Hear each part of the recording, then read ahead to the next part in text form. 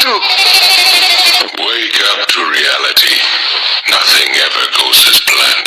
আমরা দেখতেছিলাম আমাদের নারুটো উজুমাকির হিউম্যান বিহেভিয়ারে অনেক বেশি পরিবর্তন চলে আসছে। এই ছেলে এখন আর আগের মতো নয় যে একটা সময় সবাইকে বাঁচাইতে চাইতো। উচ্চচিকিৎসা বুঝিয়ে দিয়েছে যে বড় কিছু অ্যাচিভ করতে গেলে সেটা সমপরিমাণ স্যাক্রিফাইসও করতে হবে এবং অনন্ত বাস্তবতায় একবার হারিয়ে গেলে ফিরে আসার আর কোনো রকম রাস্তাই থাকে না। নারুটো এই পর্যায়ে হিডেন ক্লাউড ভিলেজে ডিক্লেয়ার করে দেয় যে হয় তোমরা নিজেদের স্ক্রল দাও না হলে যুদ্ধের জন্য প্রস্তুত হয়ে যাও। রাইকাকে এই পর্যায়ে কিছুই বুঝে উঠতে পারতেছিল না এবং সে একটি আর্জেন্ট ইমার্জেন্সি মিটিং ডাকে, যেখানে প্রত্যেকেই বলতেছিল যে আমাদের নারুটো উজুমাকির সঙ্গে নেগোশিয়েট করাটাই বেটার ডিসিশন হবে। বাট ক্লাউড ভিলেজের লিডার রাইকাকে এটা মানতে একদমই প্রস্তুত না। রাইকাকে এই পর্যায়ে ডিরেক্ট বলে দেয় যে আমি হেরে যাবো তো আত্মসমর্পণ করবো না। দেন রাইকাকে এখানে বলে যে আমাদের নারুটো উজুমাকির প্ল্যানেটারি ডেমিস্ট্রেশনকে কাউন্টার করার জন্য কিছু একটা চিন্তা করতে হবে। নারুটো উজুমাকি যখন প্ল্যানেটারি ডেমিস্ট্রেশন অ্যাক্টিভেট করবে তখন আমাদের সেটার ভিতরে একটি এক্সপ্লোশন ট্যাগ ঢুকিয়ে দেওয়া লাগবে। দেন সেটা কমপ্লিট হইতে আমাদের এক্সপ্লোশনকে ব্লাস্ট করতে হবে। অন্যদিকে ফ্লাইং রেজেন অ্যাক্টিভেট করে নারুটো উজুমাকি এবং কোরান অলরেডি হিডেন ক্লাউড ভিলেজে চলে আসছে। বাট ভিলেজ এখানে ফুললি প্রিপেয়ার ছিল, যার কারণে নারুটোর কদম ভর্তি তারা চতুর্দিক থেকে তাদেরকে ঘিরে ধরে। এরপর যে নারুটো উজুমাকি সবার পায়ের দিকে তাকিয়ে দেখতে পায় যে সবাই নিজেদের চক্র একটি নির্দিষ্ট পয়েন্টে ফোকাস করতেছে। নারুটো একটু স্মাইল করে বলে যে আরে আমি তো বুঝে গেছি তোমরা আমার অ্যাটাকের কাউন্টার করার জন্য এগুলো করতেছো, কিন্তু তোমরা কি জানো অধিক ক্ষমতার সামনে সব রকম প্রয়াস ব্যর্থ। কিন্তু তোমরা এটা নাও সামানের জুৎসু। মুহূর্তের মধ্যে রেনেগানের ক্ষমতা সম্পন্ন এনিমেলস এখানে চলে আসে, যেটা মুহূর্তেই পুরো ভিলেজে ছড়িয়ে পড়ে সাথে নারুটো উজুমাকি ফ্লাইং রেজের গুণে আশেপাশে ছড়িয়ে দেয়। নারুটো উজুমাকি অ্যাকচুয়ালি এখানে নিজের যুদ্ধের জন্য স্ট্র্যাটেজি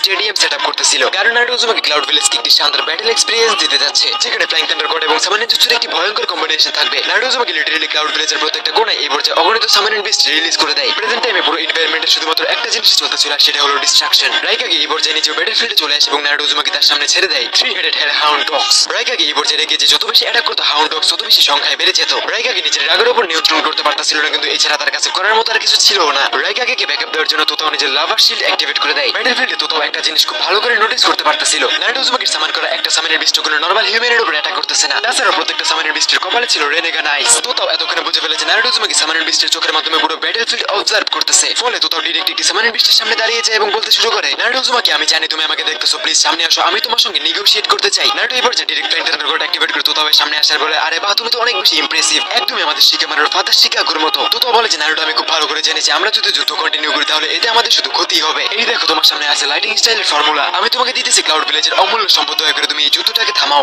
স্ক্রোল হাতে নিয়ে নারুটো উজুমাকি বলেছে গুড বয়স সামানের জুৎসু রিলিজ। এক মুহূর্ত দেরি না করে নারুটো উজুমাকি কোরান এবং সেই স্ক্রোলটাকে নিয়ে ওইখান থেকে চলে আসে। দেন স্ক্রোলটি করে নারুটো লাইটিং চক্র ফর্মুলা দেখতে থাকে। এগুলো দেখতেই ছিল নারুটোর মাথায় আরো একটি জিনিস এসে কপি নিনজা কাকাশি হাটাকে, যার লাইটিং স্টাইল রাইকাকে থেকে অনেক বেশি শার্প। কাকাশি লাইটিং স্পিড এবং রাইকাকে লাইটিং স্ট্যামিনাকে একসাথে কম্বাইন করতে পারলে এইটা লিটারালি অনেক বেশি ডেডলি এবং পাওয়ারফুল একটি কম্বো হয়ে যাবে। নারুটো উজুমাকি লাইটিং ফর্মুলার উপর ট্রেনিং করা অলরেডি শুরু করে দিয়েছে। ইতিমধ্যে সে একটি বেসিক লেভেলের সিঁদুরে অ্যাক্টিভেট করে ফেলতে পারতো, বাট সবচেয়ে বড় চ্যালেঞ্জের ব্যাপার হলো লাইটিং চক্রকে দুইটা আলাদা ফ্রিকোয়েন্সির সঙ্গে কম্বাইন করা। বাট আমরা জানি আমাদের নারুটো উজুমাকি কতটা বেশি জেদি এবং সেটাকে করেই ছাড়ে। নারুটো উজুমাকি নিজের 1000 শ্যাডো ক্লোনের উপর লিটারালি এই জুৎসুটাকে অ্যাপ্লাই করে, যার জাস্ট অনলি শকওয়েভের কারণে মুহূর্তের মধ্যে প্রত্যেকটা শ্যাডো ক্লোন ডিসলভ হয়ে যায়। At last Naruto Uzumaki Shiden version lighting armour activate করে ফেলে। এগুলো কমপ্লিট হতে নারুটো উজুমাকি সোজা চলে যায় লেজেন্ডারি সানের ওরোচিমারুর ল্যাবে। দেন সে এমন একটি জিনিস চাই যেটা অনেকটা আনন্যাচারাল। নারুটো বলে যে তোমার রিএনিমেট করতে হবে গড অফ গেজুৎসু ইতাচি উচিহাকে। সে আমাকে একটি পাওয়ার দিয়েছিল ক্রোশে ফেলস, যেটাকে আমি অ্যাক্টিভেট করতে চাই। ওরোচিমারু এখানে নারুটোকে আরো একটি শকিং নিউজ দেয় যে হ্যাঁ এটা আমি করতে পারতাম, বাট আমার আগে কেউ একজন এটা করে ফেলছে। ইতাচি উচিহাকে কাবুটো অলরেডি রিএনিমেট করে ফেলছে। নারুটো বলে যে আচ্ছা এই ব্যাপার, তাহলে এই জিনিসটাকে আমরা এখন একটু সাইডে রাখি, আমার কাছে আপনার জন্য একটি গিফট আছে। এই নেন হিডেনের জলজন্ত মাথা। হিডেনের মাথা এখানে লিটারালি চিল্লাইতেছিল যে জাসিনগড় তোদেরকে তোদের কৃতকর্মের শাস্তি দিবে। নারুটো হিডেনের মাথা উঠিয়ে বলে যে আচ্ছা তাই নাকি, এই নে কুতুয়া মাতসুকামি। মুহূর্তের মধ্যে হিডেনের গলার আওয়াজ চেঞ্জ হয়ে যায় এবং সে এখন বলতে শুরু করে